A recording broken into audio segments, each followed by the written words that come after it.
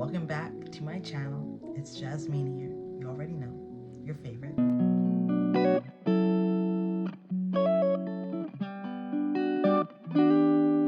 Today, we have another sit-down video. I don't know, I was kind of inspired to be completely straight up with y'all about how I am, how I'm doing right now in this season of life, and how I am trying to go into the new year.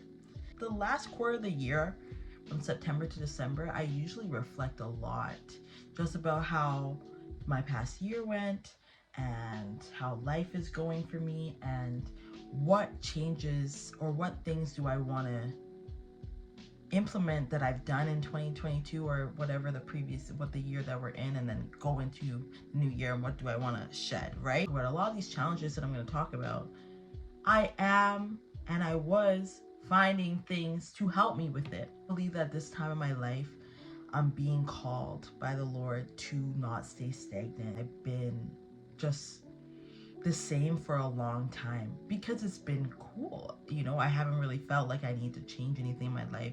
Like, yes, here and there, but I've only changed it for a little bit and then, you know? I was reflecting on that. I was like, you know, it's a great opportunity, Jazz, to share it with some people online just so they can see that they're not alone, because I know that helps me, and know that if you are going through these challenges, here are some things that's helped me, and maybe you can implement it into your own life. Yeah, I think it's always nice to share. So it requires me to be pretty honest, pretty vulnerable with you guys. So I'm nervous, I can't lie, but I'm just praying that God goes before me and guides my mouth and guides my words and guides me in a way that I'm able to say things in order for me to, you know, be completely transparent, but also keep a little privacy for myself. You know what I mean? Think of this as a little therapy session between me and you guys. So yeah, I have topics for you guys, and I have a little pointers for each topic, things that I've done to help me with the struggle, the challenge that I'm going to be talking about. Let me take my glasses off for this. First thing that we're going to be talking about is eating. You guys are going to be like, huh? Listen, eating, fueling myself with food is a struggle for me. Listen, this may come across really weird because people that know me in real life know that I love food. I love eating. I love going to restaurants. I would call myself a foodie. You know, I like trying new foods. I'm not a picky eater. I don't think I am. Going to different restaurants. I like taking pictures of my food. I like doing the whole nine, right? But I go long periods of time throughout the day without eating. You know, I can love food, but don't really do it often. Those two can exist at the same time. It does for me. Your body's screaming, you know, head hurting, head pounding, you're shaking, your stomach is grumbling, making all the noises in the world. Yeah, I be letting all those things going on, and I'm just like, yeah, I guess I should eat, but like, I'm tired, or like I'll make excuses, but then I'm passed out. It's like, Jazz, what? And I've been letting that go on for way too long, to the point where it gets pointed out by other people. It annoys them, which is like, dang, you're annoyed because I'm annoyed, but I mean, you're annoyed because I'm not eating, but like, I guess you're annoyed because of the way that I act when I'm not eating. Listen, I told you guys this is gonna be a therapy session. I'm figuring out things about myself while I'm talking, okay? So eating. I've been better. I have to say. To a point where I was like, Jazz, you gotta get your health in order. You know what I mean? Like, we're a big age of 25. Why are we treating our body like it's just not it's not a temple? Like, I have been doing a couple things to help me with this. Eating breakfast is such a struggle for me, so I've been implementing making smoothies in the morning and actually adding nutritious things. Because I used to be making fruit smoothies and wondering why I was hungry an hour later, because there's only fruits in it, Jazz. Like, what are you doing? Where's your protein? So I've been adding protein powder to my smoothies. This may seem basic for y'all, but you need to realize that this stuff was just like not in my mind. Like, I was like, you know when you know, like, of course I knew that this stuff helps, but I wasn't doing it. So I'm making smoothies, I'm actually doing it. Meal prepping is something else that I've been doing, but not a traditional way, because I cannot be eating chicken 5 times a week. I'm sorry. I can't cook it Sunday night and still eat it Friday morning? Friday night? I meal prep multiple meals in one day. It's a lot of work, I can't lie, but I get tired of food very easily, and I cannot be eating chicken, rice, and broccoli every day. I'm sorry, I just don't have that discipline. If I make it, I'm not gonna eat it. What's the point of wasting food and wasting money, right? For help, I ask people, I'm like, hey, do you struggle with this? Like, can you give me some recipes? And then, you know, they just give them. They don't even, I know you guys are gonna be like, Jazz, this is just regular. Listen, y'all, this wasn't regular for me. I've been doing these things more than twice a week. I've been actually making an effort to eat when I'm supposed to eat. Making an effort to eat 3 meals a day. Making an effort to add protein to my meals so I'm full. Making an effort to just make sure I'm giving my body what it needs, because I cannot be suffering anymore, you guys. I cannot. My body is just, I'm at this point now, at this age where I'm choosing not to suffer. Eating, it's been a struggle, but in Jesus' name, 2023, come on, Jazz. She's gonna be chefing. Remember when I said that I want to be a chef? My last video, I talked about me wanting to be a chef when I was younger. Listen, I don't know where any of that, what's the word? Motivation. It all left my body. Okay, so the second thing that I've been working on really hard for the past year and a bit is my money management skills. I have to admit, I am not a really good saver at all. Like, I would make efforts to, but I always end up not doing it because I never really had a goal. You know, I was just saving to save, right? Also, like, reworking my relationship with money. It seemed that I had this poverty mindset where I don't have enough. I'm always not having enough, so I overcompensate by, first, when I get money, I'm trying to buy a lot of things because I'm trying to hoard just in case I don't have it anymore. So I buy a lot of products or buy a lot of something just in case for a rainy day or whatever.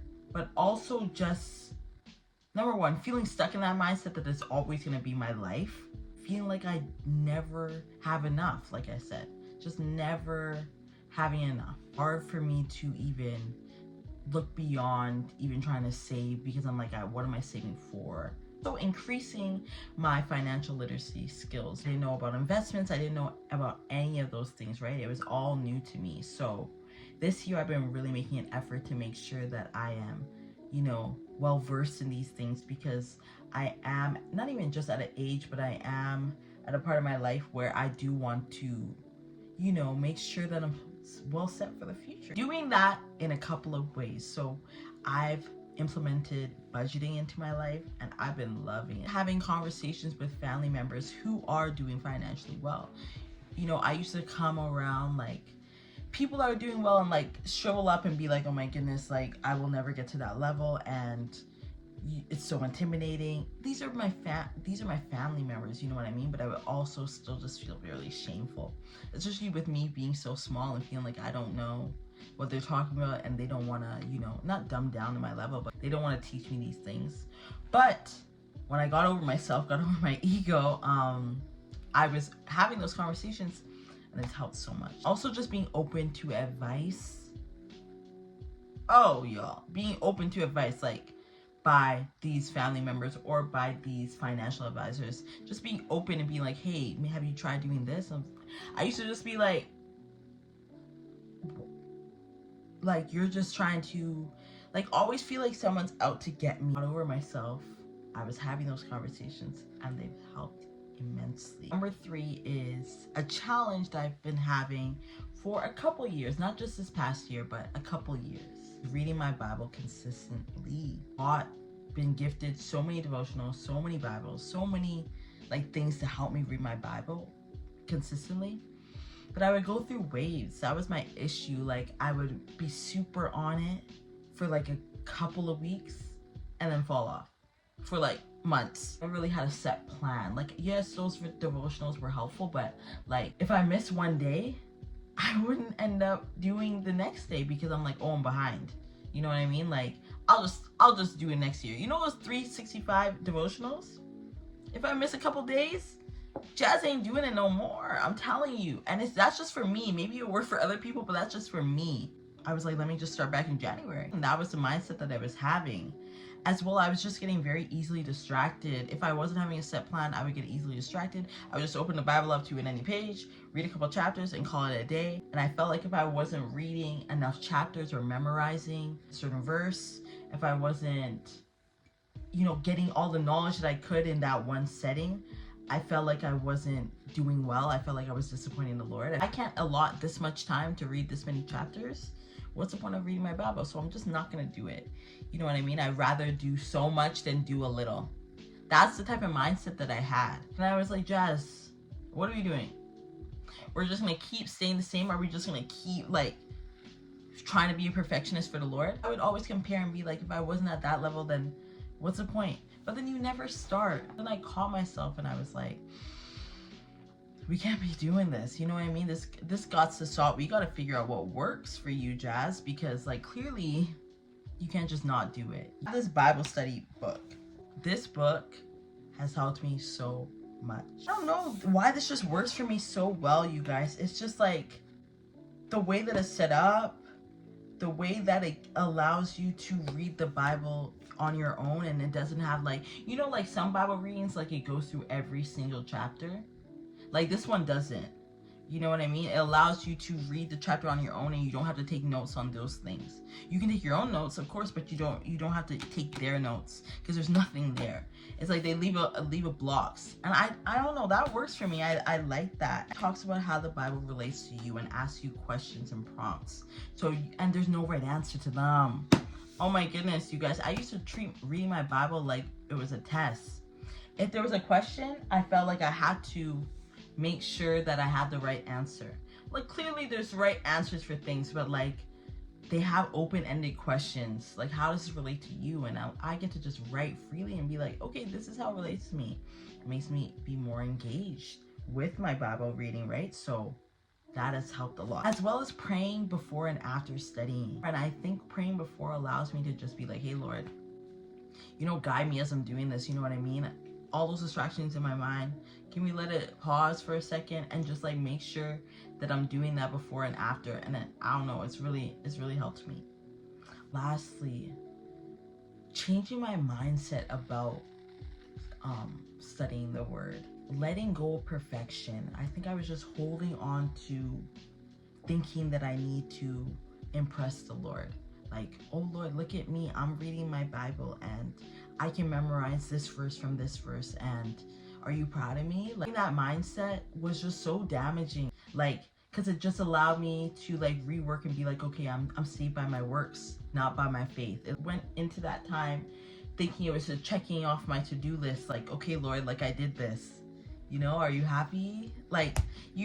Oh wow, it was so damaging, y'all. I don't know what to say. Wow, I've just been a loss of words, Lord. You took the words out of my mouth, but I hope those pointers made sense, and I hope that you guys can implement it into your life if you struggle with it like me. So yeah. Jazz has an issue and is working through an issue of hers, which is asking for help and receiving help from other people. We're getting deep, I know. Whew! Didn't know that we were gonna get this deep, but anyways, we're getting here. We're going. Always been an issue for me. I'm still trying to work through the why. I always like the whys, but I just know that it's an issue. I just feel like I can do everything by myself, and I try to do everything by myself, and then I end up burning myself out.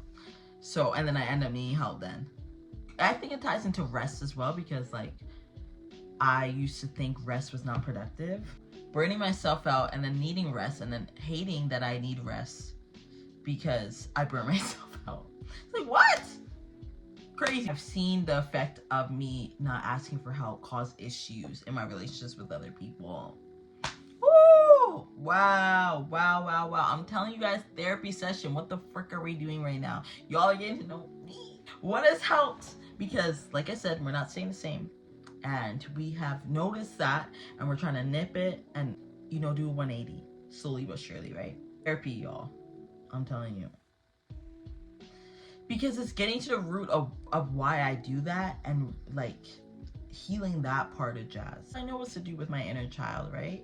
But really looking at the people around me and noticing and trusting them and noticing that they love me. They have my best interests at heart. They don't want to harm me. Having an overview and allowing me to have that and go in that headspace has really helped me rework my relationship with asking people for help. Okay, so this is number 5. Okay, this is gonna be a heavy one. Something that has affected me a lot in the past year. Grief and loss. I've dealt with a lot of that in the past year. My life has changed a lot. I've adjusted a lot, and forcefully.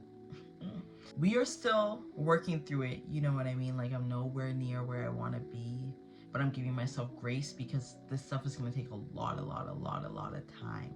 And it's like this, right? But I have to stand up. I have to stand. So things that have helped me stand are talking and giving myself time. Talking meaning like talking to myself, talking to friends, talking to the Lord, talking to anyone that will listen. Just talking, you know what I mean? Like, because that's how I process things. I used to like to keep things bottled up in my mind, but it's really not healthy. Giving myself time, like I said, because this is not easy, and this is something, the first time I'm going through something like this. I cannot rush the process. Yeah, I can't rush the process. Well as just having a community of people around me that are so loving, so kind, so God-filled, so spirit-filled. Having that community around me has been so vital, y'all. Not just them, just family, friends. Like, I want to be alone so much all the time, but like having people that force you and like, hey, no, come out.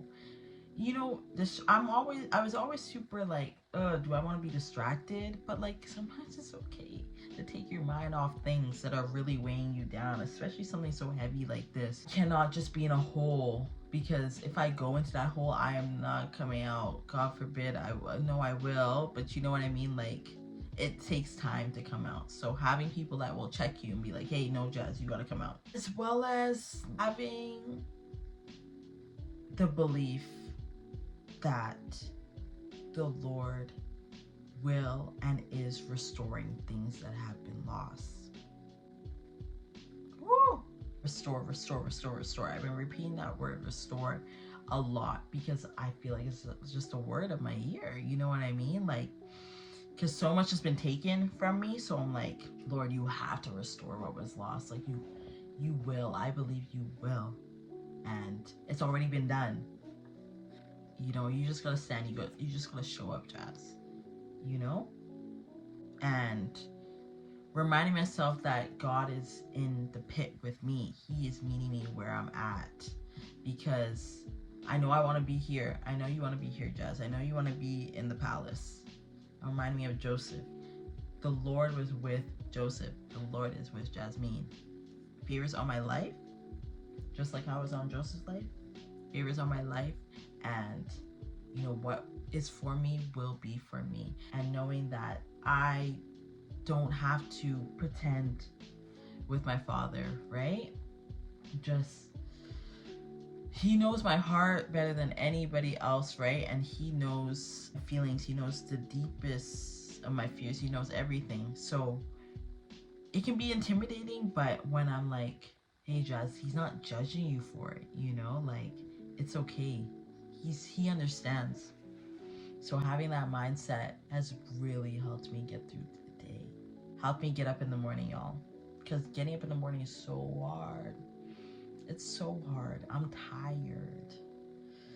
I'm so tired. But like, knowing that if I just stand and the Lord will do the rest. Lastly, just knowing that my Pops is always with me. His spirit lives inside me and always will. And even though his physical body is not here on the earth anymore, as I selfishly would want it to be, I know he's not in pain.